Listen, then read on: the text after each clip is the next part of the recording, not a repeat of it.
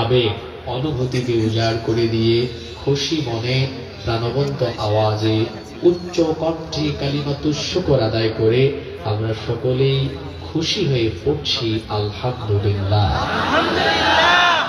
দুরূদ এবং সালাম পেশ করছি সর্বকালে সর্বযুগে সর্বশ্রেষ্ঠ মহামানব নবিয়ুনা ও সাইয়্যিদুনা ওয়া কুদওয়াতুনা মুহাম্মাদুর রাসূলুল্লাহ সাল্লাল্লাহু আলাইহি ওয়াসাল্লামের প্রতি, যার মাধ্যমে আমরা মহান আল্লাহর নিয়ামত এই কোরআনে কারীম পেয়েছি এবং যাকে আল্লাহ তাআলা মানব জাতির হেদায়েতের জন্য প্রেরণ করেছেন। আল্লাহুম্মা সাল্লি আলাইহি আল্লাহুম্মা বারিক আলাইহি। প্রিয় সিরাজগঞ্জবাসী, ঘড়ির কাঁটা থেমে নেই, সময় খুব দ্রুত গতিতে চলে যাচ্ছে। যে সময় চলে যায় তা আর কখনো ফিরে আসে না। আমরা তাফসীর মাহফিলে বসেছি, এখানে অপ্রাসঙ্গিক অহেতুক কোনো কথা বলে জীবনের সবচেয়ে গুরুত্বপূর্ণ মূলধন সময় আমরা নষ্ট করতে চাই না। এজন্য আমরা সরাসরি আল্লাহর কালাম থেকে হেদায়েতের নিয়তে আলোচনা শুরু করছি ইনশাআল্লাহ। আমরা যেন পরিপূর্ণ মনোযোগের সাথে কোরআনে কারীমের প্রতি মনোনিবেশ করে হেদায়েতের নিয়তে বলতে পারি এবং শুনতে পারি। মহান আল্লাহ আমাদেরকে সেই তৌফিক দান করে দেন। আমরা সবাই বলি আমিন। আমিন। সম্মানিত উপস্থিতি, আপনারা ইতিমধ্যে অবগত আছেন আমার 56,000 বর্গমাইলের প্রিয় মাতৃভূমি বাংলাদেশ একটি কঠিন সংকটকালীন সময় পার করছে। এই কঠিন সময়ে আমরা কি করব? কোরআনে কারীমে মানুষের জীবনের সকল দিক এবং বিভাগে এবং সকল সময়ের ব্যাপারে দিক নির্দেশনা আছে না নাই? আছে। বর্তমান বাস্তবতাকে সামনে রেখে আমাদের দেশ এবং গোটা পৃথিবীর সকল বাস্তবতাকে সামনে রেখে আমি আজ আপনাদের সামনে কোরআনে কারীমের 8 নম্বর সূরা সূরাতুল আনফালের মাত্র 2টি আয়াত 64 এবং 65 নম্বর আয়াতে কারীমা তেলাওয়াত করেছি। আজ আমরা এখান থেকে কিছু কথা বলবো এবং এই আয়াতগুলোর শিক্ষা নিয়ে বাড়ি ফিরব ইনশাআল্লাহ। তাহলে আমাকে একটু জবাব দেন তো দেখি, যে সূরা থেকে আলোচনা শুরু হতে যাচ্ছে সেই সূরার নাম হলো সূরাতুল আনফাল। আরেকবার বলেন, সূরাতুল আনফাল। কয়টা আয়াতের আলোচনা হবে? দুইটা। 65 এবং 65। চলেন শয়তানের ওয়াসওয়াসা থেকে আল্লাহর কাছে পানা আছে। শয়তানকে দূরে ঠেলে দিয়ে মহামহিয়ান দয়াবান মেহেরবান করুণ করুণাময় আল্লাহর নামে সওয়াবের নিয়তে সবাই একটু জবান খুলে তিলাওয়াত করি। পারবেন না ইনশাআল্লাহ? ইনশাআল্লাহ। পড়েন আমার সাথে। আউযু বিল্লাহি মিনাশ শাইতানির রাজীম। বিসমিল্লাহির রাহমানির রাহিম। ইয়া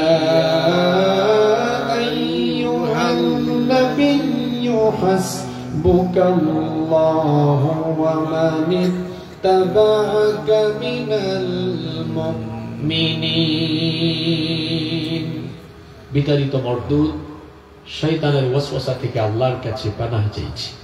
দয়াবান মেহেরবান আল্লাহর নামে শুরু করছি। ইরশাদ হচ্ছে, ইয়া আইয়ুহান নাবিয়্যু, হে নবী, হাসবুকাল্লাহ,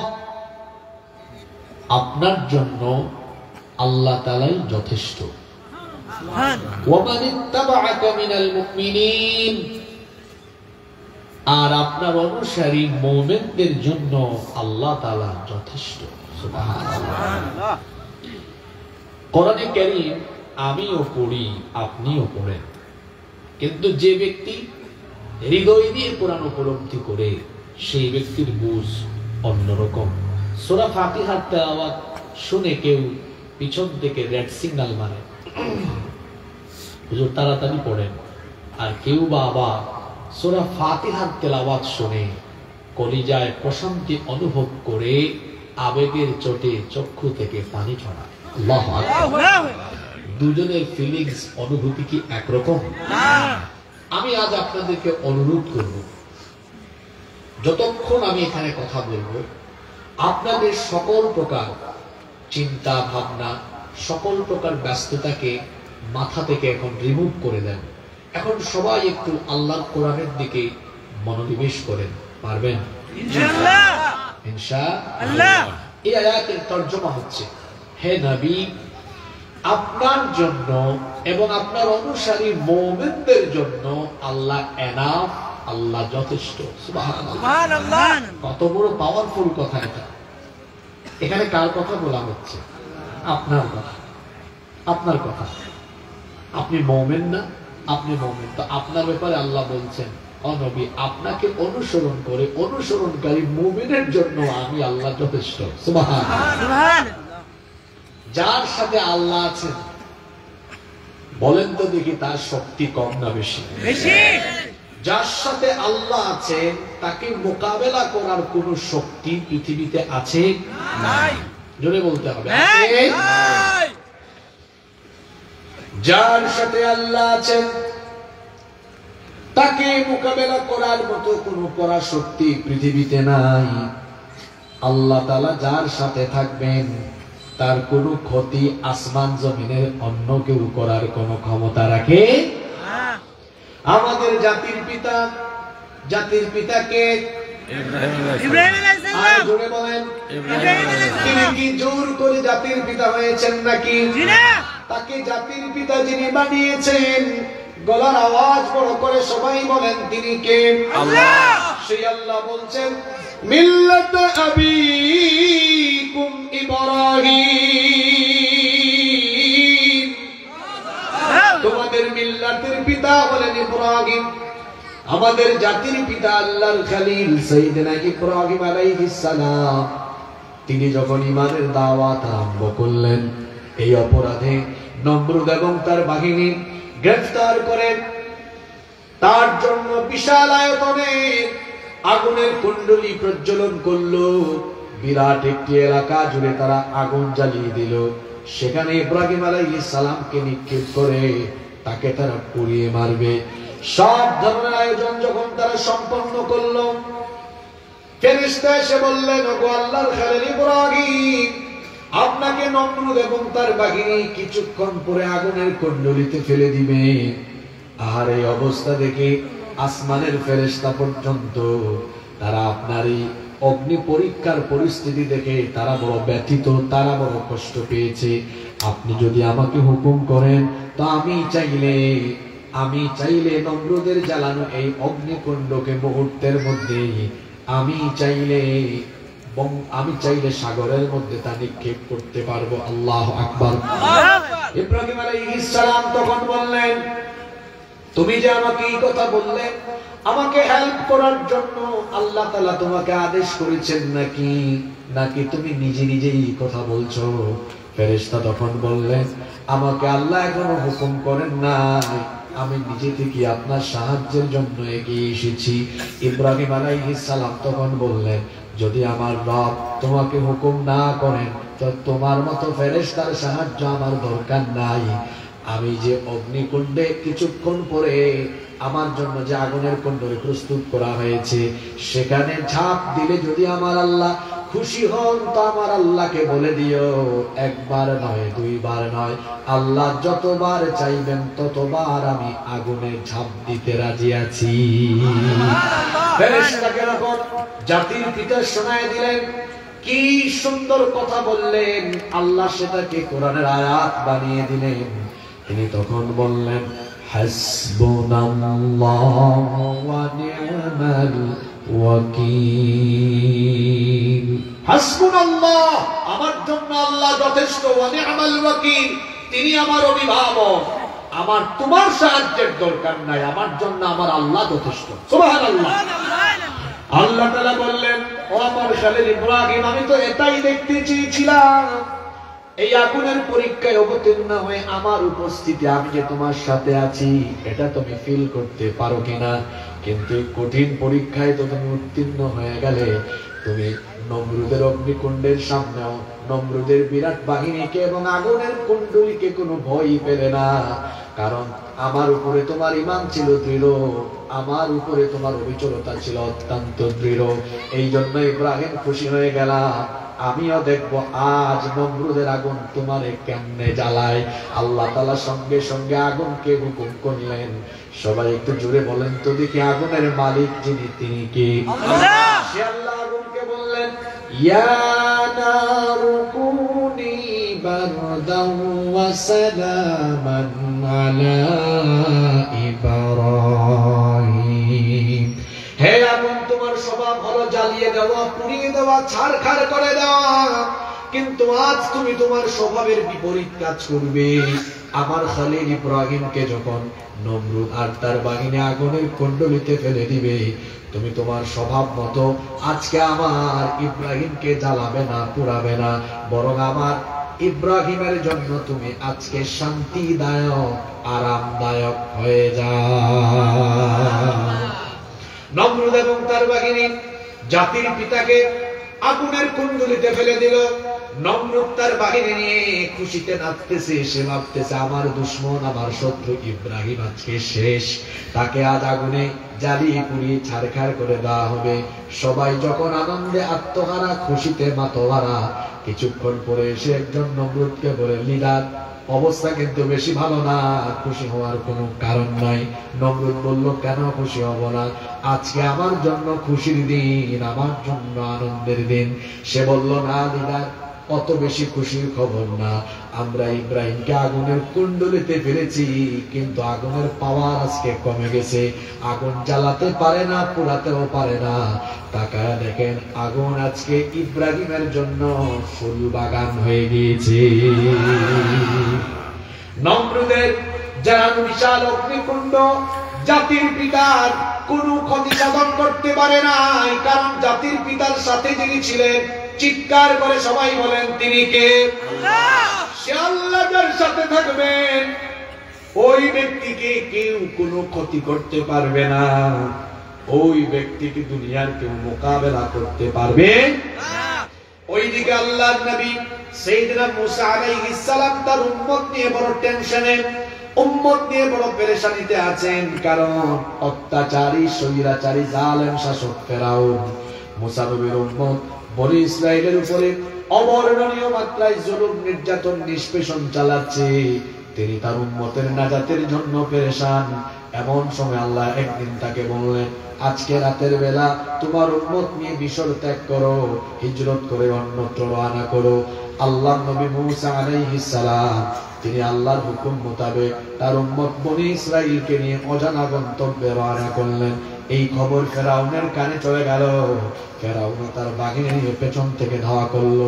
সারা রাত চলতে চলতে দিনের আলো যখন ফুটে উঠলো, মুসা নবী তার উম্মত নিয়ে এমন জায়গায় এখন সামনে যাওয়া যাচ্ছে না, কারণ সামনে ভীত সাগর। কিছুক্ষণ সেখানে অবস্থান করার পরে পেছন দিকে তাকায় দেখলেন পিছনে ফেরাউনের বাহিনী। অধৈর্য এই উম্মত বনি ইসরাইল তখন মুসা নবীকে বলল, হে মুসা, কোথায় তুমি আমাদেরকে নিয়ে আসলে? এই বুঝি নাজাতের পথ? এটা তো নাজাতের পথ নয়, এটা হলো মরণের পথ। এখন সামনে গেলেও মরণ, পিছনে গেলেও মরণ, কোথায় যাব আমরা? তাকায় দেখো, আমাদের কারো হাতে কোনো তীর নাই, বল্লম নাই, তলোয়ার নাই, কোনো অস্ত্র নাই, কিছুই নাই।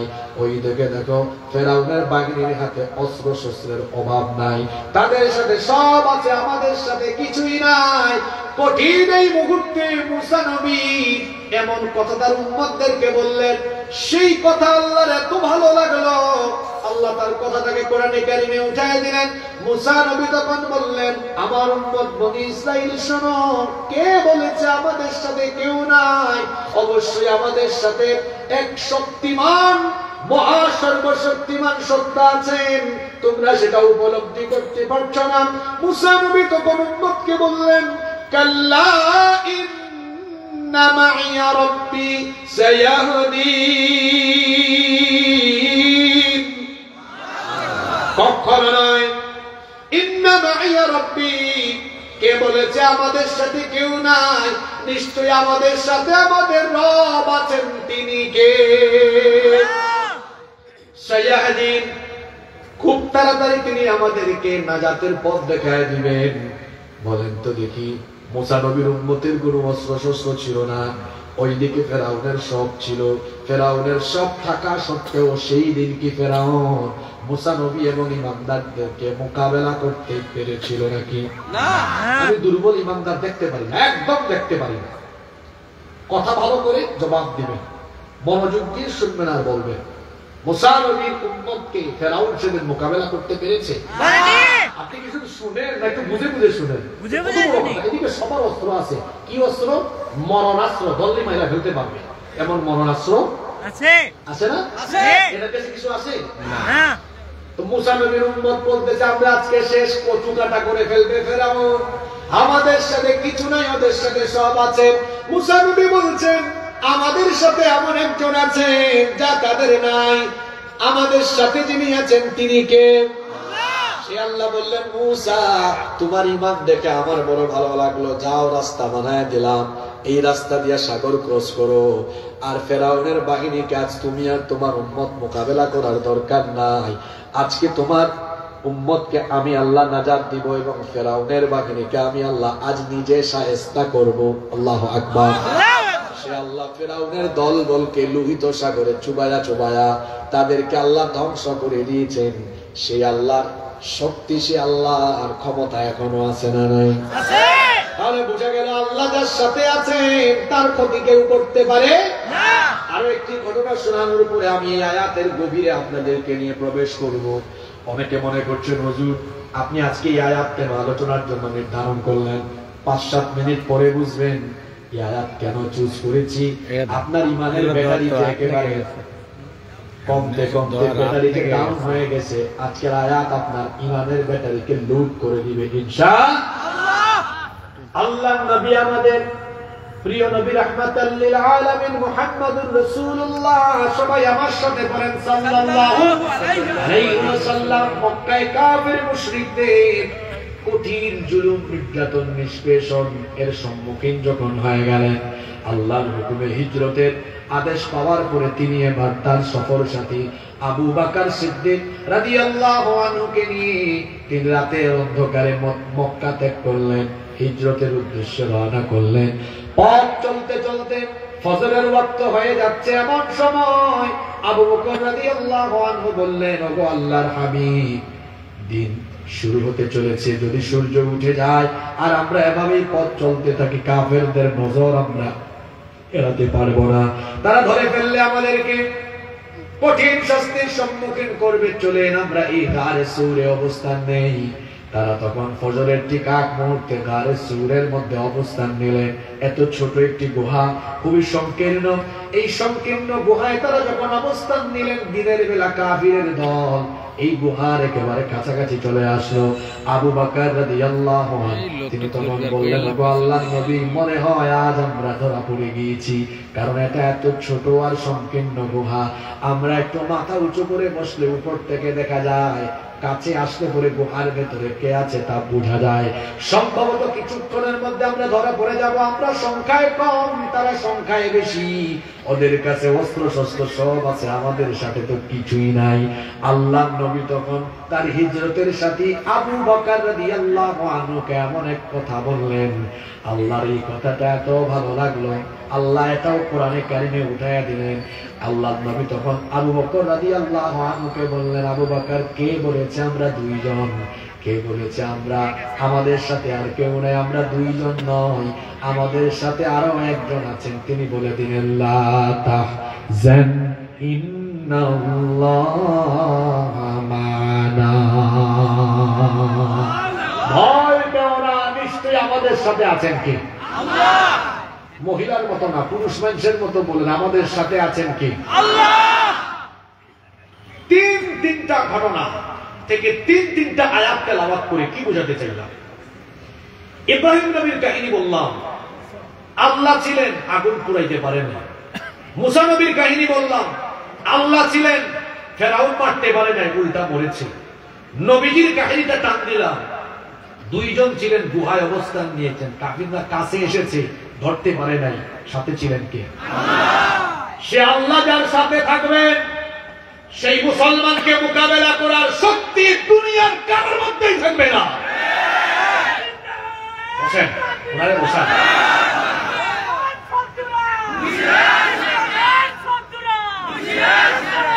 আপনি এত আগে যদি বসা থেকে দাঁড়ায় যান, একটু পরে যখন আয়াতের গভীরে ঢুকবো তখন তো লাফ মারে উঠে যাবে না। আল্লাহ আমার ভাইকে কবুল করে। মনোযোগ আছে আপনাদের? সম্মানিত উপস্থিতি, আল্লাহ যার সাথে আছেন তার কোনো ভয় ভয় আছে? আল্লাহ আমাদের জন্য, জোরে বলেন, জোরে বলেন, মুসলমান কোনদিনও কোয়ান্টিটি দিয়ে দুনিয়াতে আধিপত্য বিস্তার করে নেই। মুসলমান দুনিয়াতে আধিপত্য প্রভাব বিস্তার করেছে আর বিজয়ী হয়েছে তার কোয়ালিটি দিয়ে। কি দিয়ে? কোয়ালিটি দিয়ে। কোয়ালিটি দিয়ে মুসলমান কোয়ালিটি দিয়ে যুগে যুগে বিজয়ী হয়েছে। কোয়ান্টিটি দিয়ে, সংখ্যা দিয়ে আধিপত্য বিস্তার করা যায় না। বক্কর সক্কর কোটি কোটি মানুষ দিয়ে আপনার কিছুই হবে না। কোয়ালিটি ফুল কয়েক হাজার মানুষ দিয়ে আপনি যেটা করতে পারবেন। তাহলে বোঝা গেল কোয়ান্টিটি গুরুত্বপূর্ণ নয়, কোয়ালিটি গুরুত্বপূর্ণ। ব্যবসার ক্ষেত্রেও তাই। যদি কোয়ালিটি ফুল প্রোডাক্ট হয়, দোকানে যদি পণ্য কম হয় বেচা কেনা বেশি হবে, আর কোয়ান্টিটি বেশি হয় কিন্তু আপনার পণ্য ভালো না, ব্যবসায় শুধু লস খাবেন। এই জন্য বিচক্ষণ ব্যবসায়ীরা কোয়ান্টিটির চাইতে কোয়ালিটিকে বেশি প্রায়োরিটি দেয়। পৃথিবীতে যুগে যুগে কালে কালে মুসলমানরা বিজয়ী হয়েছে ইমানের কোয়ালিটি দিয়ে, কোয়ান্টিটি দিয়ে নয়। আজকের দুইটা আয়াত সূরা আনফালের 64 আর 65, এই দুইটা আয়াত নাযিল হয়েছে বদর যুদ্ধের প্রাক্কালে। কথা বলেন তো দেখি, বদর যুদ্ধ ইসলামের প্রথম যুদ্ধ হিসাবে এটা কঠিন ছিল না সহজ ছিল? কঠিন ছিল। আজকে বলবেন না, জুড়ে বলেন, কঠিন না সহজ? এই যুদ্ধটা এত কঠিন, একদিকে মুসলমান অন্যদিকে কাফের। আবার যুদ্ধের মাঠে যারা মুখামুখি তারা হলো নিজেরা রক্ত সম্পর্কের আপনজন। পরিস্থিতি ছিল এমন, ছেলে ইসলাম কবুল করেছে কিন্তু বাপ করে নাই। তাহলে বাপ আর বেটা একজন আরেকজনের মুখামুখি। দেখা গিয়েছে ভাই ইসলাম কবুল করেছে, আরেক ভাই কবুল করে নাই। বদরের ময়দানে এক ভাই আরেক ভাইয়ের উপরে তলোয়ার ফেলবে। আবার অবস্থা এমন হয়েছে, ভাতিজা কবুল করেছে, চাচা ইসলাম কবুল করে নাই। চাচা আর ভাতিজা মুখামুখি। আল্লাহ নবী বড় টেনশনে পড়ে গেলেন। আল্লাহ নবী চিন্তা করলেন, আজকে বদরের ময়দানে যদি রক্ত সম্পর্কের চেতনায় টান মারে তাহলে তো এই মুমিনরা রক্ত সম্পর্কের চেতনায় উদ্বেলিত হয়ে গেলে আজকে মুসলমানদের পরাজয় হয়ে যাবে। বুখারী শরীফের হাদিস। এই কথা বুঝতে পেরে মিকদাদ বিন আমর রাদিয়াল্লাহু আনহু একজন যুবক সাহাবী, তিনি দাঁড়িয়ে বললেন, ইমদি লিমা আরাকাল্লাহ, ও আল্লাহর নবী, আল্লাহ যেদিকে আদেশ করেছেন সেদিকে আমাদেরকে নিয়ে চলুন। ফানাহনু মাআক, অবশ্যই আমরা আপনার সাথে আছি। ওয়াল্লাহি, আল্লাহর কসম, লা নাকুলু লাকা কামা ক্বালাত বানু ইসরাঈল লিমূসা, বনি ইসরাঈলের লোকেরা মুসা নবীকে যা বলেছিল যুদ্ধের মাঠে, তারা তাদের নবীকে যা বলেছিল আমরা সেটা আপনাকে বলবো না। তারা তাদের নবীর সাথে যুদ্ধের মাঠে গিয়ে তারপরে তারা অস্ত্র শস্ত্র সংবরণ করে বলল, এই শত্রুদের সাথে আমরা যুদ্ধ করব না। ইযহাব আনতা ওয়া রাব্বুকা ফাকাতিলা ইন্না হাহুনা কাঈদুন, তুমি আর তোমার আল্লাহ দুইজন মিলে যুদ্ধ করো। আজ আমরা এখানে দর্শকের সারিতে থেকে দেখি, নাউযুবিল্লাহ, আমরা এমনটা বলবো না, বরং আমরা বলবো ইযহাব আনতা ওয়া রাব্বুকা ফাকাতিলা ইন্না মাআকুমা মুকাতিলুন, আপনি আর আপনার আল্লাহ আমাদেরকে লড়াইয়ের ময়দানে নিয়ে চলুন। যতক্ষণ আমরা বেঁচে থাকবো ততক্ষণ আমরা আল্লাহর পথে আজকে যুদ্ধ করব। আল্লাহ নবী খুশি হয়ে গেলেন, বললেন, ঠিক আছে, এই যদি তোমাদের মনের অবস্থা হয়, আজকে তোমাদের কোনো ভয় নাই, তোমাদের কোনো টেনশন নাই। মনে মনে ভাবছো তোমরা সংখ্যায় বেশি অসুবিধা নাই, সংখ্যায় বিজয়ী হওয়া যাবে, যার সাহায্য আসবে। জোরে বলেন তিনি কে? আল্লাহ কত সুন্দর করে কোরআনে কারীমে স্মরণ করিয়ে দিচ্ছেন। কোরআনে কারীমের 3 নম্বর সূরা, সূরা আলে ইমরানের 123 নম্বর আয়াতে আল্লাহ তাআলা বলছেন, ওয়ালাকাদ নাসারাকুমুল্লাহু বিবদরিন ওয়া আনতুম আযিল্লা ফাত্তাকুল্লাহা লাআল্লাকুম তাশকুরুন। আল্লাহ তোমাদেরকে বদরে সাহায্য করেছেন যখন তোমরা ছিলে হীনবল, যখন তোমাদের সংখ্যা ছিল কম, তোমরা ছিলে মাত্র 313, তারা ছিল 1000। আর তোমাদের উভয়ের পরিস্থিতি এমন ছিল, এক গ্রুপের সব আছে, আরেক গ্রুপের কিছু নাই। ভালো করে শুনেন, এক গ্রুপের 1000 সেনাবাহিনী, সবার ট্রেনিং আছে, প্রশিক্ষণ আছে, এরা প্রশিক্ষণ প্রাপ্ত। আর এরা প্রশিক্ষণ প্রাপ্ত নয়। কাফিরের দল, এদের কাছে উট বেশি, ঘোড়া বেশি, মুসলমানদের উটও কম, ঘোড়াও কম, কারণ তখন তো যুদ্ধের বাহনে ছিল উট এবং ঘোড়া। এইদিকে কাফিরের অস্ত্র শস্ত্র বেশি, আর মুসলমানদের অস্ত্র আছে কয়েকটা, তাও ভাঙাচোরা, আর বেশিরভাগের হাতে আছে গাছের ডাল, আর এদের কাছে হলো তীর, বল্লম, তলোয়ার, সংখ্যায় বেশি, অর্থবল, জনবল, সৈন্যবল, রসদ, সব দিক থেকে তারা এগিয়ে, মুসলমানরা সব দিক থেকে পিছিয়ে। কাফিরদের সবকিছু বেশি বেশি, আর মুসলমানদের সবকিছু আরো জোরে বলেন। কিন্তু মুমিনদের একটা জিনিস ছিল যেটা কাফিরদের নাই, সেটার নাম হলো ঈমান। জোরে বলেন, সেটার নাম কি? ঈমান। এই ঈমানের অবিচলতার কারণে আল্লাহ তাআলা বললেন, ও হাবিব, এত টেনশন কিসে? আপনার সাথে, আপনার এই সাহাবীদের সাথে, বদরি সাহাবীদের সাথে অস্ত্র শস্ত্র, তাদের ট্রেনিং নাই, প্রশিক্ষণ নাই, অস্ত্র নাই, কিন্তু আমি আল্লাহ তো তাদের সাথে আছি। আরো আসতে বলেন সুবহানাল্লাহ। আমার সাহায্য যথেষ্ট নয়, আমি আল্লাহ যদি ফেরেশতা পাঠাই তাহলে কি সেটা আপনার জন্য যথেষ্ট হবে না? পরের আয়াতে নবীজি বললেন, সাহাবীরা শুনে শুনে আল্লাহ কোরআনে এটা উঠায় দিলেন, ইয তাকুলু লিল মুমিনিনা আলাইয়াকফিয়াকুম আইয়ুমিদ্দাকুম রাব্বুকুম বিথালাতাতি আলাফিম মিনাল মালাইকাতি মুনজালিন। স্মরণ করুন, যখন আপনি ঈমানদারদেরকে বলেছিলেন তোমাদের কিছুই নাই, ওদের সব আছে, কিন্তু এটা কি তোমাদের জন্য যথেষ্ট নয় যে আল্লাহ তাআলা তোমাদেরকে আজকে 3000 ফেরেশতা পাঠায়া এই যুদ্ধে আল্লাহ তোমাদেরকে সাহায্য করবে? এবার আমাকে বলেন তো, আল্লাহ তাআলা কি এই যুদ্ধে মুমিনদেরকে সাহায্য করেন নাই? করেছেন। আস্তে বলবেন না, জোরে বলেন, আল্লাহ কি করেন নাই? করেছেন। দেখুন, আমি আপনাদেরকে সূরা আনফালের 12 নম্বর আয়াতটা তেলাওয়াত করে শোনাই।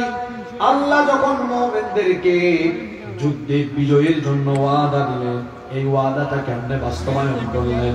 ইয ইউহি রাব্বুকা ইলাল মালাইকাতি আন্নী মাআকুম ফাসাব্বিতুল্লাযীনা আমানু সাউলকি ফী কুলুবিল্লাযীনা কাফারুর রু'বা ফাদরিবু ফাওকাল আ'নাকি ওয়াদরিবু মিনহুম কুল্লা বানান।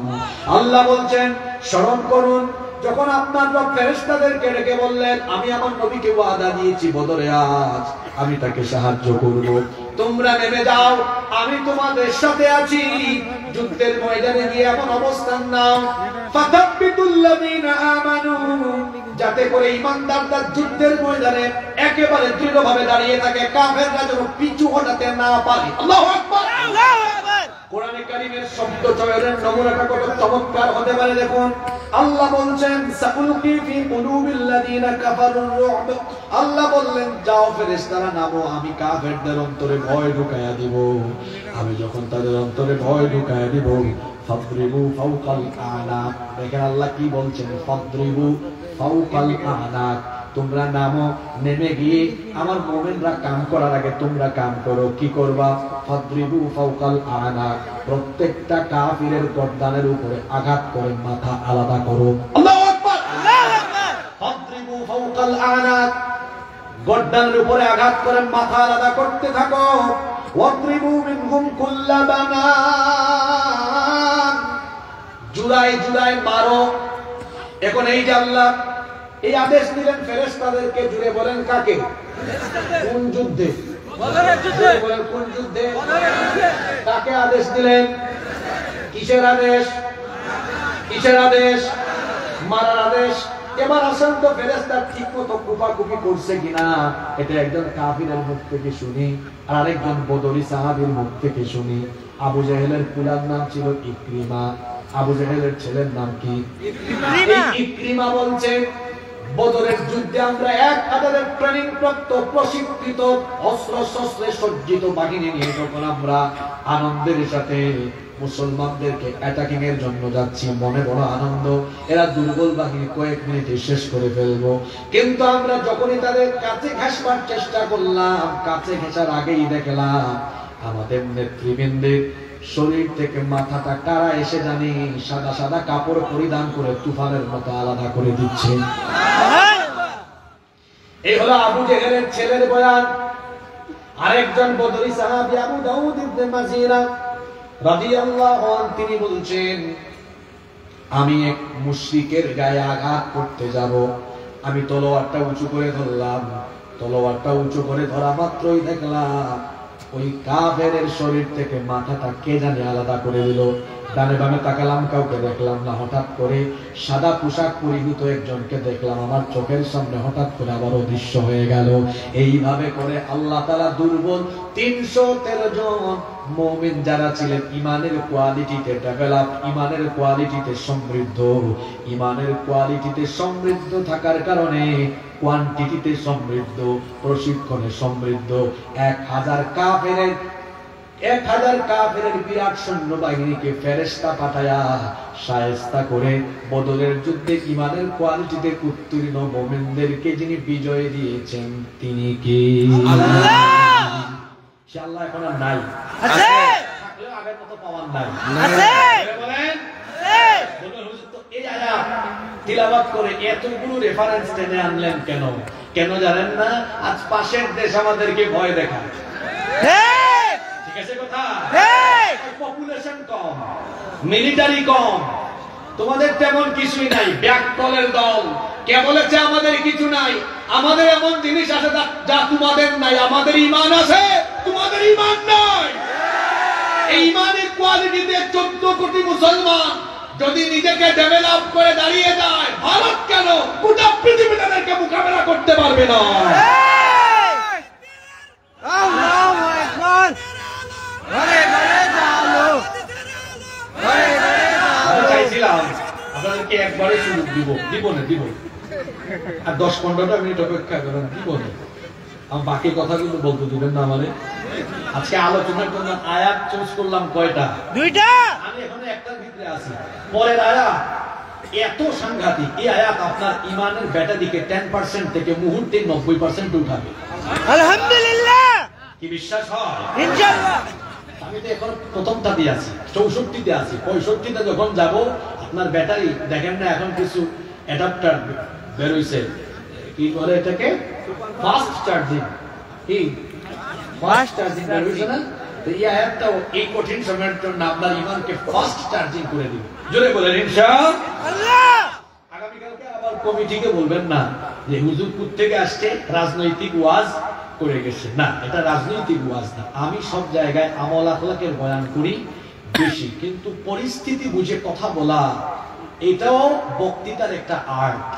দেশে চলবে যুদ্ধ আর আপনি তখন নামাজে দাঁড়িয়ে থাকবেন। আপনার দেশের স্বাধীনতা সার্বভৌমত্বই যদি ঠিক না থাকে, আপনি নামাজ আদায় করবেন কিভাবে? দেশের স্বাধীনতার সার্বভৌমত্ব রক্ষা আর ইসলাম রক্ষায় কাজ করা মুসলমানের জন্য ফরজে আইন। এরা হাসতেছে কারা? আসেন একটু মাইকের সামনে, আসেন একটু হাসাই আপনাদের। এই কোনো কথা বলেন না, এই কোনো কথা বলেন না, নীরব থাকতে পারবেন তো ইনশাআল্লাহ। সিরাজগঞ্জের মানুষ তো বলো সিরাজ, এমনি আপনারা সূর্যের মতো আলোকোজ্জ্বল। এখান থেকে আভা কিরণ সারা বাংলাদেশে ছড়াবে ইনশাআল্লাহ। আল্লাহ সবাইকে কবুল করেন, আমিন। যার সাথে আল্লাহ আছেন তার কোনো ক্ষতি কেউ করতে পারে না। মুসলমান কোয়ান্টিটি দিয়ে নয়, মুসলমান বিজয়ী হয় কি দিয়ে? জোরে বলেন কি দিয়ে? এবার আমরা বললাম আল্লাহ আমাদের কোয়ালিটি থাকলে আমাদের পাওয়ার আপনি কেমনে বাড়াবেন, আমাদের শক্তি আপনি কতটুকু বৃদ্ধি করে দিবেন? আল্লাহ জবাবে বললেন শোনো। এবার আসেন পরের আয়াতে চলে যাই। আল্লাহ তাআলা এবার বলছেন যদি কোয়ালিটি থাকে তো কি হবে শোনো। আল্লাহ তাআলা কত সুন্দর করে আমাদেরকে বলছেন, ইয়া আইয়ুহান নাবিয়্যু হাররিদিল মুমিনিনা আলাল কিতাল। হে নবী, মুমিনদেরকে আপনি যুদ্ধের ব্যাপারে এনকারেজ করেন। হাররিদ এই আরবি শব্দের অর্থ হলো এনকারেজ করা, উদ্বুদ্ধ করা, উৎসাহিত করা। হে নবী, হাররিদুল মুমিনিনা আলাল কিতাল, মুমিনদেরকে যুদ্ধের ব্যাপারে, লড়াইয়ের ব্যাপারে আপনি উৎসাহিত করেন। কারণ যুদ্ধ কোনো ভয় ভীতির নাম না হয়। মুসলমানরা যেন যুদ্ধের কথা শুনলে আনন্দিত হয়। কারণ মুসলমান যুদ্ধে অবতীর্ণ হলে তার জন্য সুখবর আছে দুইটা। জোরে বলেন কয়টা? এক নাম্বার সুখবর হলো, যদি এই যুদ্ধে সে অবতীর্ণ হয়, তার শক্তি আল্লাহ নিজে বাড়িয়ে দিবেন, আল্লাহ তারে সাহায্য করবেন, এই ওয়াদাকার। কারণ মুসলমান এই কারণে খুশি হবে, যুদ্ধে যদি তার জীবনও চলে যায়, হারানোর কিছু নাই। যুদ্ধে যদি তার জীবন চলে যায়, বিনা হিসাবে, বিনা বিচারে শহীদ হিসাবে আল্লাহ তাকে জান্নাত দান করে দিবেন। এই জন্য আল্লাহ বলছেন, নবী, মুমিনদেরকে যুদ্ধের ব্যাপারে আপনি উৎসাহিত করেন। যদি 2024 সালে যদি কুরআন নাজিল হওয়ার কোন সিস্টেম থাকতো, তাহলে আমার মনে হয় আল্লাহ আয়াতটা এইভাবে নাজিল করতেন, যুদ্ধের কথা শুনে ভয় পেও না, তোমরা উৎসাহিত হও, উদ্বুদ্ধ হও। তার কারণ হলো, তোমাদের যদি ইমানি কোয়ালিটি থাকে, শক্তি আমি আল্লাহ কেমনে বাড়ায় দিব শোনেন। ইয়াকুম মিনকুম 20 সাবিরুনা ইয়াগলিবু মিআতাইন।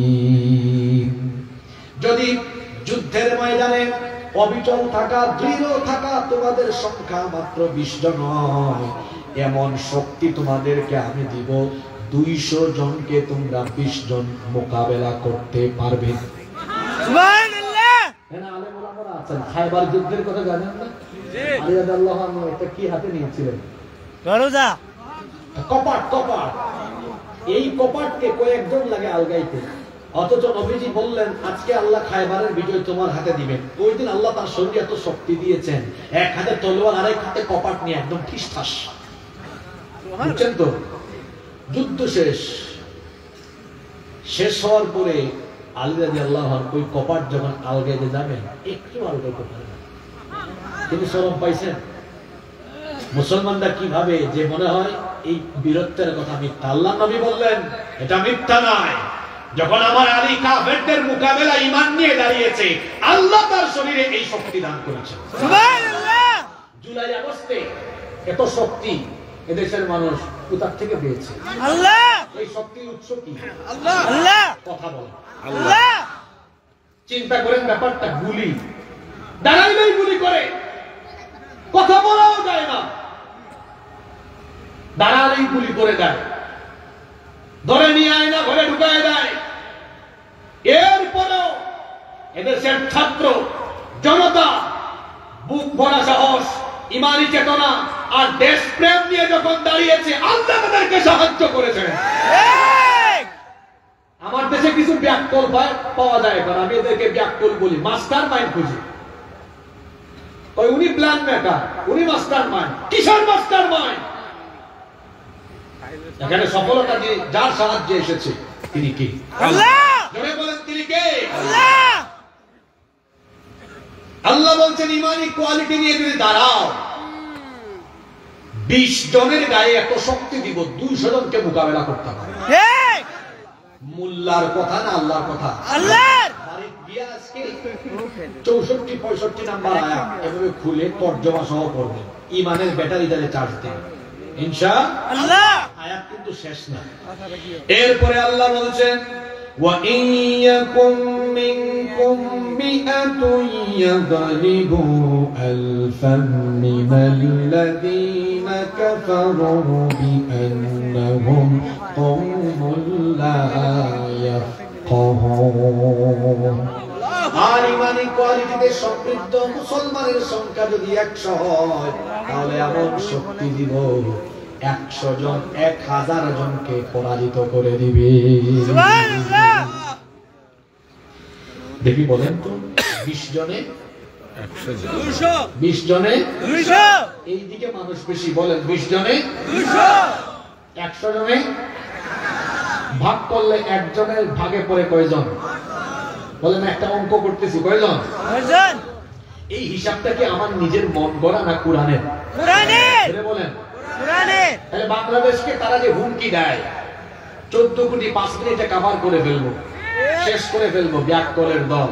এখানে 20 কোটি মানুষ আছে, 14 কোটি মুসলমান আছে, কিন্তু এক একজন মুসলমান ইমানি কোয়ালিটি নিয়ে দাঁড়ালে একজন থাকে না, একজন হয় 10 জন। তো 14 কোটিকে 10 দিয়ে গুণ করলে হয় 140 কোটি। জোরে বলেন 140 কোটি। তোদের জনসংখ্যা 130, এর মধ্যে 30 কোটি আমাদের জাত।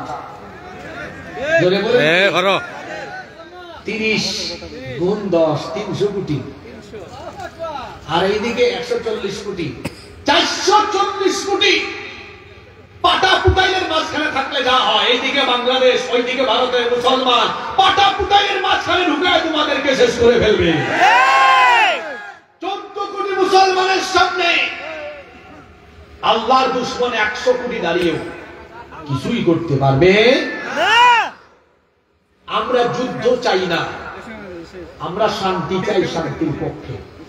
তবে মুসলমান সবসময় ডিফেন্সিভ ভূমিকায় থাকে, ডিফেন্সিভ ভূমিকায়, কখনো আক্রমণাত্মক না। মুসলমানরা আক্রমণ করে না, তবে আমরা শান্তিপ্রিয় হলেও আমরা কিন্তু বড় তেজস্বী, আমরা বীরের জাত। আক্রান্ত হলে কাউকে ছাড় দেই না, আমরা কাউকে আগে মারতে চাই না। কিন্তু আপনি আমাকে আঘাত করবেন, থাপ্পড় লাগাবেন, আর এই মাথা নিচের দিকে দিয়ে বসে থাকবো। মুসলমানের স্বভাবে মান নয়, মুসলমান তো বীরের জাতি, মাথা উঁচু করে দাঁড়ালে পায়ের তলায় পড়ে থাকা লাগবে।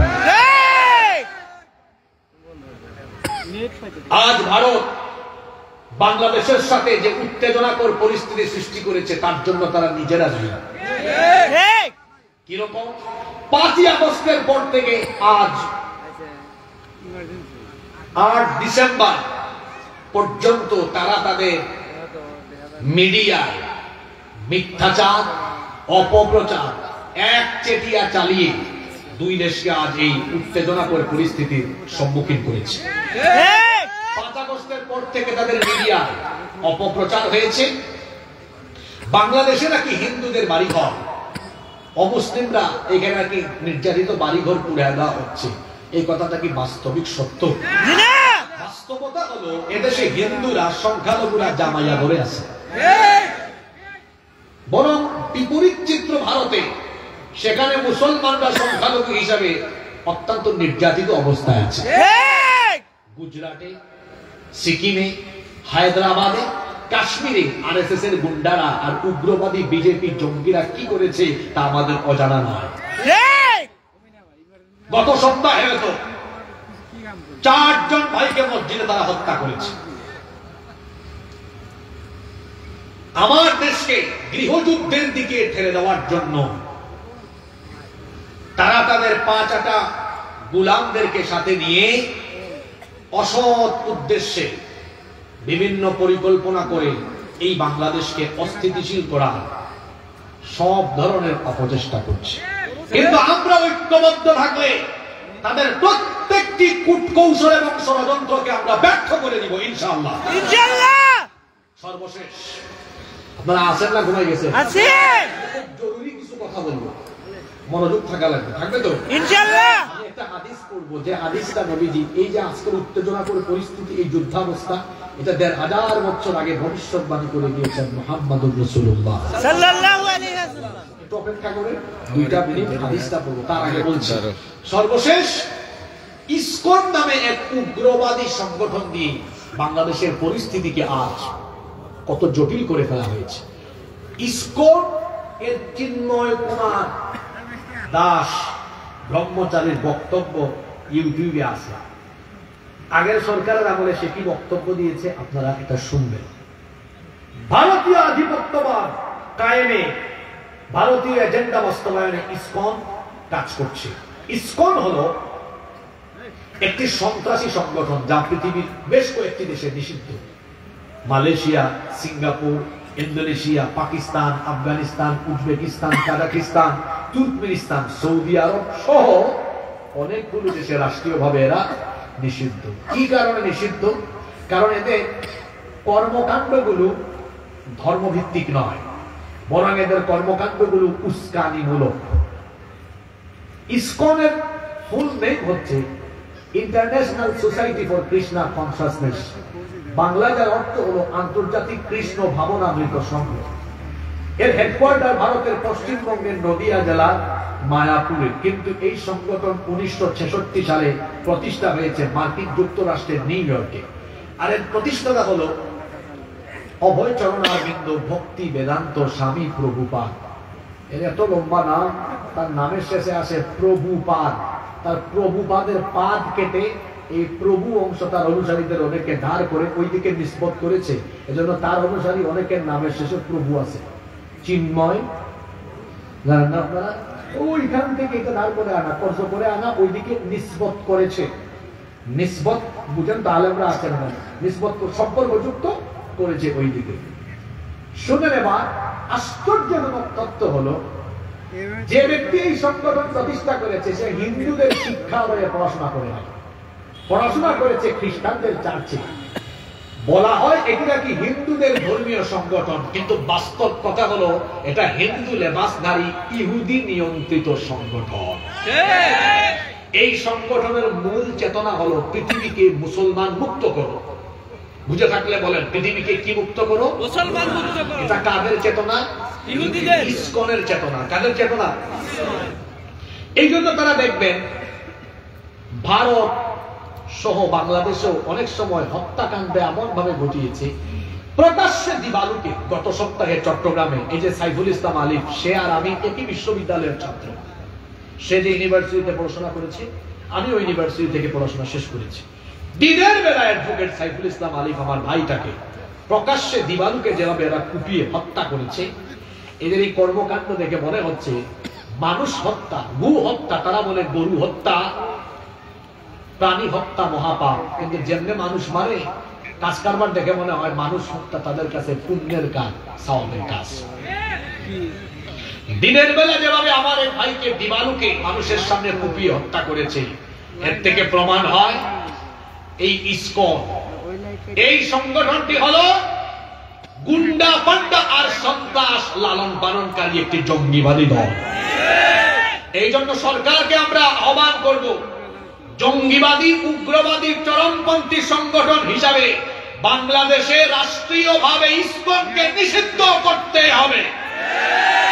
শুধু তাই নয়, এই হত্যাকাণ্ডে যারা সম্পৃক্ত গ্রেফতার করার পরে দ্রুত ট্রাইব্যুনালে বিচার আরম্ভ করে প্রত্যেক আসামিকে ফাঁসির কাস্টে ঝুলাতে হবে। সম্মানিত ভাইয়েরা, এই চিন্ময় কুমারকে ধরেছে, আইনজীবী হত্যা হয়েছে। উচিত ছিল ভারত সরকার থেকে বিবৃতি দিলে আইনজীবী হত্যার ব্যাপারে দুঃখ প্রকাশ করার, না, তারা চিন্ময়ের ব্যাপারে বিবৃতি দিয়েছে, আইনজীবী হত্যার ব্যাপারে দুঃখ প্রকাশ করে নাই। ভারতের পররাষ্ট্র মন্ত্রণালয় এই বিবৃতি দিয়ে প্রমাণ করেছে তারা গুন্ডা পান্ডা আর সন্ত্রাসীদেরকে লালন পালন করে। আগরতলায় আমাদের উপহাই কমিশনকে হামলা করেছে, উপহাই কমিশনে হামলা করেছে। তারপরে ওইদিকে উগ্রবাদী হিন্দু বিজেপি উগ্রবাদী নেতা শুভেন্দু বেনাপুল পেট্রোপুল সীমান্তে সমাবেশ করে বলেছেন, আমরা সীমান্ত অবরোধ করব, কোন পণ্য বাংলাদেশে ঢুকতে দিব না।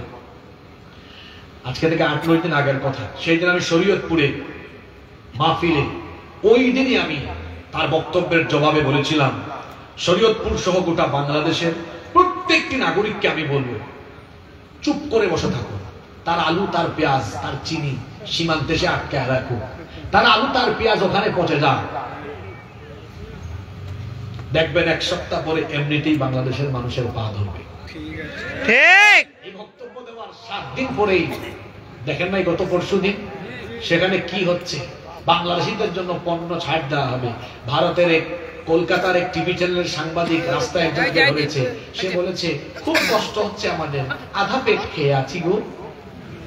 আমি এটা শুনে বললাম আরো কিছুক্ষণ সবর করেন, না খেয়ে মরে যাবেন গো। তার তাদের রপ্তানি বাণিজ্যে আয়ের বেশিরভাগ অংশ বাংলাদেশ থেকে যায়। যদি বাংলাদেশের মানুষ তোমাদের থেকে পণ্য না কিনে তোরা না খেয়া মরে যাবি। এমনিতেই নাই টয়লেট। বিবিসি বলছে 60 কোটি মানুষ, ভারতের জনসংখ্যার 60 কোটি মানুষ খোলা জায়গায় পায়খানা করে। এটা বিবিসির রিপোর্ট। কত কোটি? 60 কোটি। আর মমতা ব্যানার্জি ওইদিকে বলছেন, দাঁড়ান আপনার নিয়ে একটু বলি। আপনি পাইচা গেছেন, আপনার দেশে আমাদের মতো হুজুর নাই, কারণ আমাদের দেশের হুজুররা কিন্তু সব অন্যায়ের প্রতিবাদ করে।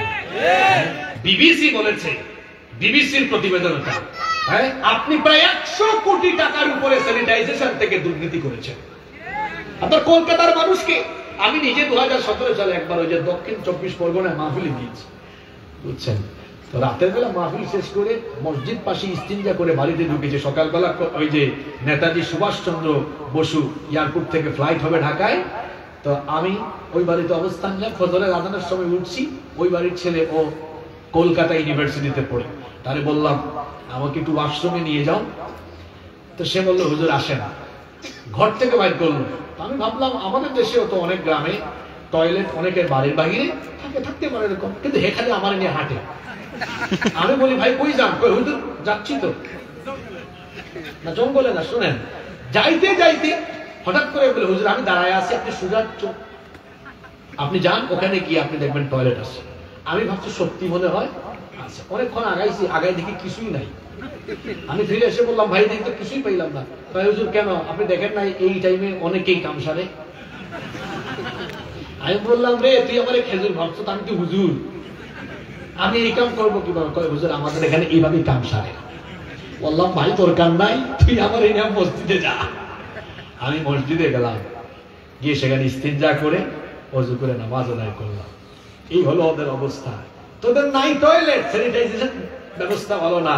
এখন আমার দেশের মানুষকে চিকিৎসার জন্য আর পণ্য রপ্তানিতে বাধা দিয়ে তোদের পরিণতি তোরা নিজেরাই এত ভয়ঙ্কর করবি, না খায়া তোরা মরে যাবি। গত সপ্তাহে আমার বাংলাদেশি অসুস্থ মানুষের উপরে তোমরা মানসিক টর্চার চালিয়েছ, বলেছ ভারতীয় পতাকাকে প্রণাম করে চিকিৎসা দিতে হবে। সেখানে রোগী কমে গিয়েছে, এখন বাংলাদেশিরা যাচ্ছে না। এখন দেখছেন 30%, 50% ডিসকাউন্ট বাংলাদেশিদের জন্য, আলাদা হেল্পলাইন। বাংলাদেশের মানুষ এভাবে যদি আর কয়েকটা মাস ওখানে না যায়, আমার বিশ্বাস কুত্তার বাটালেজ এমনি সুদা হয়ে যাবে। অন্যদিকে আমি আরেকটা কথা আমার চিকিৎসক ভাইদেরকে বলবো, চিকিৎসক ভাই বোনদেরকে, মেডিকেল সায়েন্সের যে বই পড়ে ভারতীয়রা ডাক্তার হয়েছে, মেডিকেল সায়েন্সের সেই বই পড়ে আপনারাও ডাক্তার হয়েছে। আমি মনে করি আমার দেশের ডাক্তাররা আরো মেধাবী। শুধুমাত্র যদি আন্তরিকতা আপনারা চিকিৎসা ব্যবস্থায় বাড়াতে পারেন, ভারতের চাইতে উন্নত চিকিৎসা বাংলাদেশে দেওয়া যাবে। আমি আমার চিকিৎসক ভাই বোনদেরকে অনুরোধ করব, আপনারা দেশপ্রেমে উদ্বুদ্ধ হয়ে মানবতা সেবায় নিজেদেরকে উদ্বুদ্ধ করুন। আল্লাহ তাদেরকে কবুল করেন। আমিন। কষ্ট হচ্ছে আপনাদের? এবার আসি আসল কথায়। এই উত্তেজনাকর পরিস্থিতি ভারতের মিডিয়া তৈরি করে এখন তারা কি বলতেছে? এখন দেখবেন ওদের দেশের কিছু মিডিয়া আছে, এখানে দেখবেন সাংবাদিকরা ব্যান যেমন লাফায় তারাও তেমনি খেলে লাফায়। এই যে একটা আছে রিপাবলিক বাংলার ময়ূখ রঞ্জন, তো ও দেখলাম বিরাট বড় ডিসপ্লেতে বাংলাদেশের পতাকা এনে তারপরে বলতেছে এই যে বাংলাদেশেরও চিকেন নেক আছে, রংপুর, সিলেট, চট্টগ্রাম। আমার বাড়ি কোথায় জানেন তো আপনারা? আমাদের সিলেটে মানুষ যারা সীমান্তে বসবাস করে, আমার বাড়িও মোটামুটি এক সীমান্তে হয়েছে। তো সিলেটের মানুষ একটু মজা করে হেসে দিয়ে বলেছে অসুবিধা নাই, আইয়া হামাও, আমরা রেডি আছি, আইলে বাদাম দিব। কিটা দিব? আঞ্চলিক ভাষা আর কি। আইলে কিটা দিব? আইয়া হামাও, খালি হামাও মানে ঢুকো, হামাও মানে আমরা বলেছি আইয়া হামাও, হামাইলে কিটা দিব? চিনে নাই সিলেটিদেরকে। শাহজালাল রহমতুল্লাহ আলাইহির উত্তরসূরি আমরা। ছিলেন শাহজালাল রহমতুল্লাহ আলাইহি, যিনি গৌর গোবিন্দকে সিলেট থেকে উৎখাত করে দিয়েছেন। সেই শাহজালালের রুহানি সন্তানরা সিলেটে আছে। 1 ইঞ্চি জমিনের উপরে চোখ দিলে সেই চক্ষুকে সিলেটের মানুষ উপড়ে ফেলবে। আর কি বলে চট্টগ্রাম কে বাংলাদেশ থেকে আলাদা করে দিবে। এই ময়ূখ রঞ্জন, চট্টগ্রাম তোর বাপ দাদার নাকি রে? হ্যাঁ, যৌতুক দিবেন কেমনে? পালায়া তো গেছে। ইচ্ছা করে দিলেন না কাম করতেন নাকি পালায়া যাওয়ার কারণে এখন জোর করে যৌতুক নেয়? ওই ভাই একটু ফান করে বলছে আর কেন, আমিও কি বলছি আপনারা বুঝছেন নাকি? নাকি পালায়া যাওয়ার অপরাধে যৌতুক চায়? যৌতুক হোক আর যাই হোক, ৭১-এর পর থেকে এখন পর্যন্ত তারা আজ অবধি কখনো আমাদের সাথে বন্ধুত্বপূর্ণ ইনসাফপূর্ণ আচরণ করেনি। প্রভুগিরি দাদাগিরি দেখিয়েছে, আমার দেশের সব নিয়েছে, রোড, রেল, ট্রানজিট সব নেয়, আর বিনিময়ে দেয় সীমান্তে ফেলানির লাশ, দেয় শুকনা মৌসুমে পানি দেয় না, বর্ষা মৌসুমে তিস্তার ব্যারেজ খোলা দিয়ে ডুবায় মারে নেয়। ঠিক কিনা? বহুত দাদাগিরি প্রভুগিরি দেখিয়েছ। এখন এই জেন জি এর ছেলেরা আর নেক্সট জেনারেশন, আলফা জেনারেশন, এরা সবাই অত্যন্ত বিপ্লবী। এখানে যদি প্রভুগিরি আর দাদাগিরি খাটাতে চাও, বরদাস্ত করবে না দেশের ২০ কোটি মানুষ। ভারত সরকারকে বলবো, উগ্রবাদী বিজেপি সরকারের সরকার প্রধান, আরএসএস নিয়ন্ত্রিত, আপনি আমরা জানি। নরেন্দ্র মোদীকে বলবো, আপনি ক্ষমা চান। পালা কিন্তু এখন আপনারা মিশরের সিসি, আফগানিস্তান, শ্রীলঙ্কা, বাংলাদেশ। আজকে কি হইল? মানে কি বলতেছি বুঝেন নাই? আজকে কি হইল? পালানোর উদ্বোধন শিখায় গেছে আমার দেশের একজন, বাসারও পালায় গেছে, বাসারও পালায় গেছে। এখন আপনি বাকি আছেন মোদিজি, আর ওইদিকে মিশরের আব্দুল ফাত্তাহ সিসি। মনে রাখবেন, এই সিরাজগঞ্জে আনারস চত্বর, গুল চত্বরে গত বছর মাহফিলে সূরা কাসাস থেকে আলোচনা করে গিয়েছিলাম। আমি ফেরাউনের কাহিনী সেখানে লম্বা সময় আলোচনা করে বলেছিলাম, পৃথিবীর কোন জালেমকে আল্লাহ ইজ্জতের সাথে বিদায় করেন না, বেইজ্জতের সাথে বিদায় করেন। এটা আল্লাহর রীতি, এটা আল্লাহর নীতি। দুনিয়ার কোন শৈব শাসককে, কোন জালেমকে আল্লাহ ছাড় দিবেন না, সকলের পরিণতি ভয়াবহ হবে। মোদিজিকে বলবো, ক্ষমা চান বাংলাদেশের মানুষের কাছে। হাই কমিশনে হামলা হয়েছে, আপনার সরকার ক্ষমতায়, বাংলাদেশকে নিয়ে কটাক্ষ করেছেন। আমার দেশে পলাতক ব্যক্তিকে সেখানে আশ্রয় দিয়ে যা মন চায় তাই করছে। আর যদি আপনি মনে করেন আপনার দেশ বাংলাদেশকে অঙ্গরাজ্য বানাবে, দখল করবেন, এজন্য তো আজকে আয়াত সিলেক্ট করে আমার দেশের মানুষকে আমি সতর্ক করছি। আমার দেশের মানুষের ভয় নেই। আমি বলেছিলাম একটা হাদিস শোনাবো, মনোযোগ আছে? কষ্ট হচ্ছে নাকি আপনাদের? আমাদের ভয় নাই। কেন ভয় নাই? তার কারণ হলো ১৫০০ বছর আগে আল্লাহ নবী আমাদেরকে জানিয়ে গিয়েছেন, হাদিসটি নাসাই এবং তিরমিজি শরীফে এসেছে। সাউবান রাদিয়াল্লাহু আনহু হাদিসের বর্ণনাকারী সাহাবী, তিনি বলেছেন, আল্লাহ নবী বলেছেন, ইসাবাতান মিন উম্মতি আহরাজাহুমাল্লাহু মিনান নার। আমার উম্মতের দুটি দলকে আল্লাহ তাআলা জাহান্নাম থেকে মুক্তি দিয়েছেন, তাদের জন্য আল্লাহ তাআলা জান্নাত ওয়াজিব করে দিয়েছেন। কথা বুঝে থাকলে বলেন কয়টা দল? তো যেই দুই দলের মানুষের জন্য জাহান্নাম হারাম, ওই দুই দলে আমরা থাকতে চাই কি চাই না? আরো জোরে বলেন, চাই কি চাই না? দেখি তো এবার হাদিসটা শুনে দেখি ওই দুই দলে যাওয়ার আমাদের সুযোগ আছে কিনা। ১ নাম্বার, আল্লাহ নবী বলেছেন, ইসাবাতুন তাগজুল হিন্দ। আমার উম্মতের যারা হিন্দুস্তানের বিরুদ্ধে যুদ্ধ করবে, আল্লাহ তাআলা এদের জন্য জাহান্নামের আগুন হারাম করে দিয়েছেন। সুবহানাল্লাহ। হাদিসটার কথা আবার বলি, ইসাবাতুন তাগজুল হিন্দ। আমার উম্মতের যে সকল লোকেরা, যে মুসলমান হিন্দুস্তানের যুদ্ধে অংশগ্রহণ করবে, তার জন্য আল্লাহ জাহান্নামের আগুন হারাম করে দিয়েছে। সুবহানাল্লাহ। এই হাদিস কি বার্তা দেয়, কি মেসেজ দেয়, কি বার্তা দিল?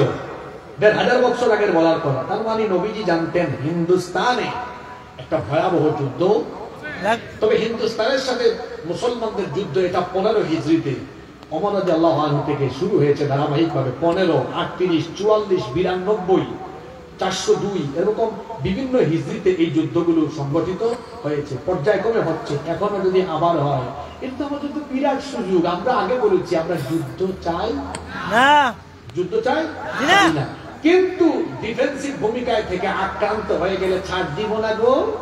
আমরা জানি এই যুদ্ধ আসলে পবিত্র যুদ্ধ, এটা নবীজি বলেছেন অংশগ্রহণ করলেই জাহান্নাম থেকে মুক্তি। সুবহানাল্লাহ। তাহলে এই যুদ্ধে সিরাজগঞ্জ সহ বাংলাদেশের মানুষ কি ভীতু ভীতু থাকবে না আনন্দের সাথে ঝাঁপিয়ে পড়বে? আনন্দের সাথে ঝাঁপিয়ে পড়বে। মোদী সরকারকে বলবো, যদি বাংলাদেশ দখল করার কোন অপচেষ্টা চালাও, রাসূলের হাদিস মাথায় আছে, ভয় ভীতি নিয়ে নয়, আনন্দের সাথে তোমাদেরকে এমন ভাবে মোকাবেলা করা হবে। ইউনূস সাহেব বলেছেন 7 সিস্টার, আর আমি কুরআন হাদিস দিয়ে গাজওয়াতুল হিন্দের কথা স্মরণ করিয়ে দিয়ে বললাম, শুধু 7 সিস্টার নয়, ভারতের মানচিত্রকে আমরা টুকরা টুকরা করে দিল্লিতে ইসলামের পতাকা উড়িয়ে দেব।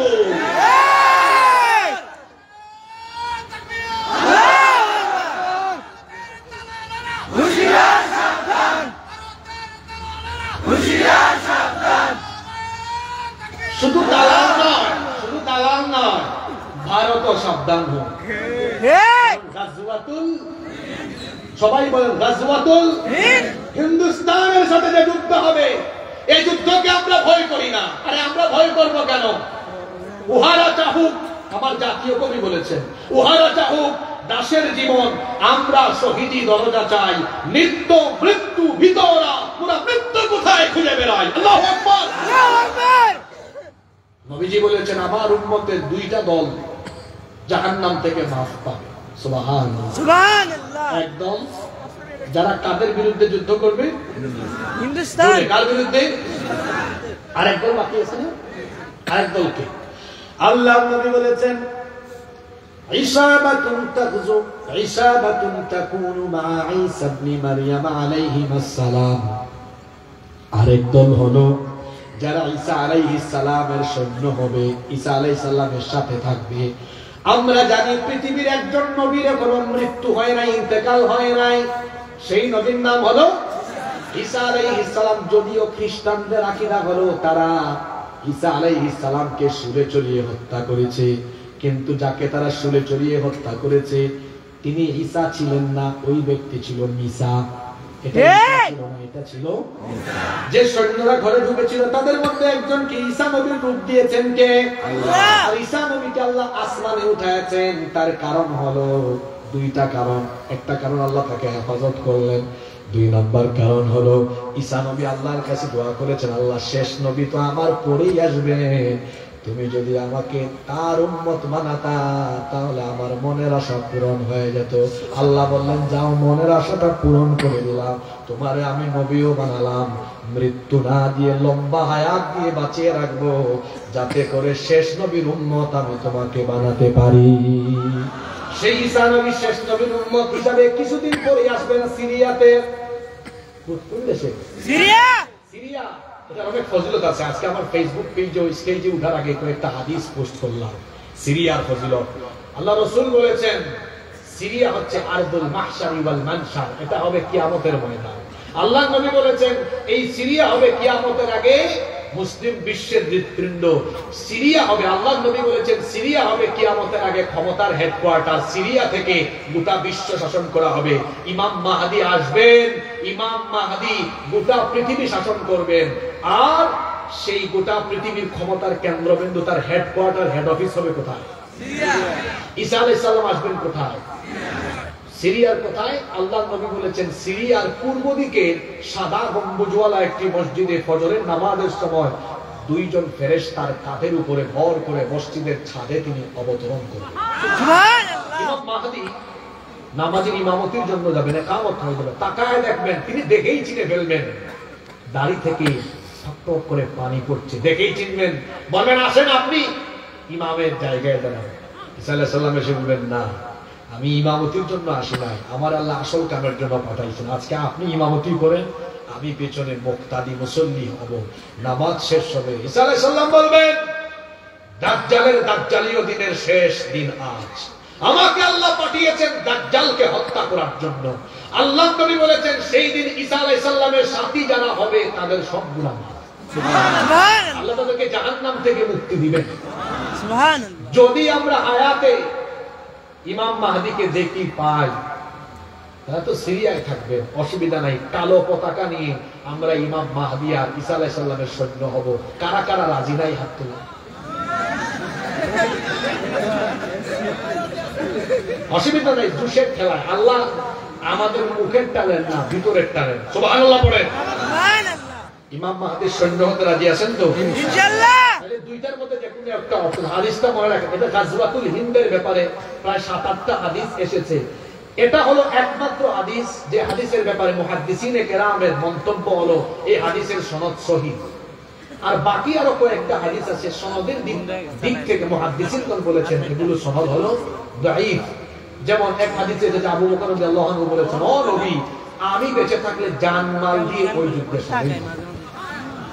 এই হাদিসগুলোর সনদ দাঈফ, কিন্তু একটা হাদিসের ব্যাপারে মুহাদ্দিসিনগণ একমত, এটা সহিহ হাদিস, যেটা আমি তেলাওয়াত করলাম, শোনালাম।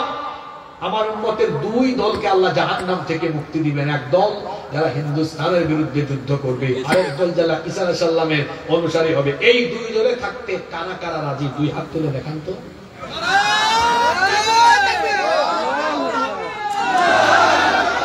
হাতগুলা উঁচা রাখেন, একটা দোয়া করে দেই। হাতগুলা উঁচা রাখেন, হতে পারে বসেন ভাই, বসেন। হাতগুলা উঁচা রাখেন, একটা দোয়া করে দেই, হয়তো বা এটা কবুল হতে পারে। আল্লাহ তুমি দেখো, আমাদের মনের তামান্না দেখো, আমরা দুইটা দলের শামিল হতে চাই। যদি আমাদের হায়াত না থাকে, দুই দলের কোন দলের শামিল হতে নাও পারি, মনের তামান্না ছিল বিদায় তুমি আমাদের জন্য জাহান্নাম হারাম করে দিও। আল্লাহ মনেরটা নিবেন না। আজকে যারা হাত তুলে কথাটা মন থেকে বলছেন, আমার বিশ্বাস আল্লাহ তাআলা মাফ করে দিবেন। আমিন। মন থেকে বলছেন তো ইনশাআল্লাহ। ভারত সরকার দেখেন, আমার দেশের মানুষ কিন্তু রেডি, বলেন কি নিয়া রেডি, অস্ত্র শস্ত্র নাই। আগেই বলেছি, ইমানি কোয়ালিটি থাকলে আমরা জাস্ট দাঁড়ায় থাকবো। শায়েস্তা করবেন কে? শায়েস্তা করবেন কে? মুসলমানকে কোয়ান্টিটি দিয়ে হারানো যায় না। আজকের আয়াত থেকে আমরা যে শিক্ষা পেলাম, সূরা আনফালের 64 আর 65 আয়াত থেকে গাজওয়াতুল হিন্দের বিষয়টা টেনে এনে আমরা যে বিষয়টি আজকে উপলব্ধি করবার চেষ্টা করলাম, তা হলো এই, কোয়ান্টিটি দিয়ে মুসলমানকে হারানো যায় না, যদি মুসলমানের কোয়ালিটি থাকে। কি থাকে? কোয়ালিটি। আমি আপনাদের উদ্দেশ্যে গুরুত্বপূর্ণ একটি কথা বলে আপনাদেরকে নিয়ে মোনাজাত করব। আপনারা কি আমাকে 2টা মিনিট সময় দিবেন? ইনশাআল্লাহ। জোরে বলেন, সময় দিবেন? ইনশাআল্লাহ। কিসের কোয়ালিটি থাকলে আমাদের সাথে কেউ পারবে না? ঈমানের। জোরে বলুন, কিসের কোয়ালিটি? ঈমানের। মহিলা প্যান্ডেল আছে? এই কথাটা মা বোনদের উদ্দেশ্য, মা বোন সবার উদ্দেশ্যে। তাইলে ঈমানের কোয়ালিটি থাকলে আমাদের সাথে কেউ পারবে না। বুঝা গেল ঈমানের কোয়ালিটি বাড়াতে হবে। এখন প্রশ্ন হলো, হুজুর, তাহলে ঈমানের কোয়ালিটি বাড়ানোর ওষুধ দেন। ঈমানের কোয়ালিটি বাড়ানোর ওষুধ হলো কোরআন। কোরআন। জোরে বলেন, কোরআন। এই কোরআন দিয়ে ঈমানের কোয়ালিটি বাড়াতে হয়। শুধু কি ওয়াজ করে, বছরে একদিন ওয়াজ শুনে না। তাহলে ঈমানের কোয়ালিটি বাড়ানোর সিলেবাস আছে। এই এখানে কলেজের স্যার আছে, যে ছাত্ররা ভালো রেজাল্ট করে, যারা ক্যারিয়ার এস্টাবলিশ করে, তারা কিন্তু স্টুডেন্ট লাইফ থেকে তাদের একাডেমিক অ্যাক্টিভিটি, এরপরে আরো কারিকুলাম অন্যান্য অ্যাক্টিভিটিস এবং এক্সট্রা অর্ডিনারি নিয়ে অনেক কিছু দিয়ে তার কোয়ালিটি ডেভেলপ করা হয়। তা আপনি ঈমানের কোয়ালিটি ডেভেলপ করবেন এই কোরআনে কারীম, এটা অধ্যয়ন করে, উপলব্ধি করে। সেটা কিভাবে? কোরআনের রঙে নিজেকে রাঙাবেন। আর সেটা কিভাবে সম্ভব? আগে কোরআন বুঝতে হবে। আমার হাতে এটা তো হলো প্রিন্টেড কোরআন, আর নবী ছিলেন প্র্যাকটিক্যাল কোরআন। ঠিক। আম্মা জান আয়েশা রাদিয়াল্লাহু আনহাকে এসে সাহাবেরা বলছেন, নবী কেমন ছিলেন? তিনি বললেন, তোমার বাড়িতে কোরআন নাই? কানা খুলুকুল কোরআন। কোরআন লেখা যেমন, নবীর চরিত্র ঠিক ঠিক তেমন। সুবহানাল্লাহ। তাহলে আমার আপনার ঈমানের কোয়ালিটি ডেভেলপ করতে পারবো আমরা প্ল্যান ওয়াইজ, পরিকল্পনা মোতাবেক যদি আমরা কোরআনের সাথে লেগে থাকি। আজকে 3 ধরনের পরিকল্পনা দিয়ে যাচ্ছি। এটা সিলেবাস বললে সিলেবাস, আউটলাইন বললে আউটলাইন, 3 রকমের দিয়ে যাচ্ছে। আমার দিকে তাকান, 1 মিনিট হয়। প্রতিদিন আল্লাহর কোরআনের 5 আয়াত অর্থ এবং ব্যাখ্যা সহ পড়ুন। বলবেন পাবো কোথায়? তাফহিমুল কোরআন, তাফসির ফি জিলালিল কোরআন, মারিফুল কোরআন, তাফসিরে জালালাইন, তাফসির ইবনে কাসির, এই সবগুলো বই এখন বাংলা অনুবাদ হয়ে গিয়েছে। যে কোনো এক সেট তাফসির বাড়িতে কিনে রাখেন, পরিবারের সব সদস্য মিলে ফজরের পরে মাত্র 5 আয়াত অর্থ ব্যাখ্যা সহ পড়তে সময় লাগবে 15 থেকে 16 মিনিট, 20 মিনিট সময় লাগবে। 5 আয়াত করে পড়লে আমার কাছে হিসাব আছে পুরা কোরআন শেষ করতে সময় লাগবে মাত্র 4 বছর। 10 আয়াত করে পড়লে সময় লাগবে 2 বছর। 20 আয়াত করে পড়লে সময় লাগবে, আবার চুজ করেন আপনারা 20, 10 না 5। ক্লাসে তো ট্যালেন্ট স্টুডেন্ট থাকে, মিডিয়াম কোয়ালিটিরও থাকে, দুর্বল কিছু থাকে। যে যেরকম আছেন, যদি দুর্বল হন 5 আয়াত, মিডিয়াম হলে 10 আয়াত, আর যদি বলেন হুজুর না গাজওয়াতুল হিন্দ চলে আসতেছে, কিসের 5 আর 10, 20 আয়াত মেরা দিব। কয় বছর লাগবে? আগামী বছর যদি এই মাহফিল হয়, দেখা যাবে এখানে বহু শ্রোতা পাওয়া যাবে যারা 1 বছরে পুরা আল্লাহর কোরআন অর্থ ব্যাখ্যা সহ পড়ে ফেলেছে। আলহামদুলিল্লাহ, আলহামদুলিল্লাহ। আর এরকম কোয়ালিটিফুল শ্রোতা আমাদের দরকার। কেন জানেন? বাংলাদেশে এখন বক্তৃতার মঞ্চটাকে, মাহফিলকে সার্কাস বানানো হচ্ছে। যিনি তেলাওয়াত করেন তেলাওয়াত সহি না, অর্থ করছেন, অনুবাদে ভুল করছেন। অন্তত আপনারা যদি এরকম পড়াশোনা করা শ্রোতা হন, ওখান থেকে একজন বলবে হুজুর দাঁড়ান তো, এই আয়াত তো আমি 6 মাস আগে বাড়িতে পড়েছিলাম, মনে আছে আমার, আপনার অনুবাদে ভুল আছে। কোয়ালিটিফুল শ্রোতা দরকার। এরকম মানুষ থাকলে, এই যে বিভিন্ন সময় আপনারা বলেন হুজুর আজান দেন, গজল গালে, এগুলো আসবে না, ওখান থেকে বলবে হুজুর আরো কয়েকটা আয়াত শোনান। সুবহান। তাহলে সিলেবাসের কথা মনে থাকবে? বলেন তো প্রথমে কয় আয়াতের কথা বলেছি? 5 আয়াত করে পড়লে কয় বছর? 4 বছর। দ্বিতীয়ত বলেছি কয় আয়াতের কথা? 10। কয় বছর? 2 বছর। তৃতীয়ত বলেছি কত আয়াত? 20 আয়াত। কত বছর লাগবে? 1 বছর। এই পরিকল্পনাটা আজকে দিয়ে গেলাম, পারবেন ইনশাআল্লাহ। আজকে আলোচনার শিক্ষাটা এক লাইনে, এক বাক্যে বলে দিই। আজকে 64 আর 65 সূরা আনফালের এই দুটি আয়াত তেলাওয়াত করে আমরা বুঝতে পেরেছি ঈমানের কোয়ালিটি থাকলে পৃথিবীর কোন শক্তি আমাদেরকে হারাতে পারবে না। আর ঈমানের কোয়ালিটি বাড়াতে হয় কোরআন। বলেন কোরআন। কোরআন শুনে না কোরআন বুঝে? কোরআন বুঝে। বুঝার জন্য পড়ার দরকার আছে না? আছে। আমরা প্রতিদিন আল্লাহর কোরআনের 5 হোক, 10 হোক আর 20 হোক অর্থ সহ বাড়িতে পড়বো। কারা কারা রাজি আছেন? ইনশাআল্লাহ। আল্লাহ সবাইকে কবুল করুন। আগামীকাল এই মাহফিলের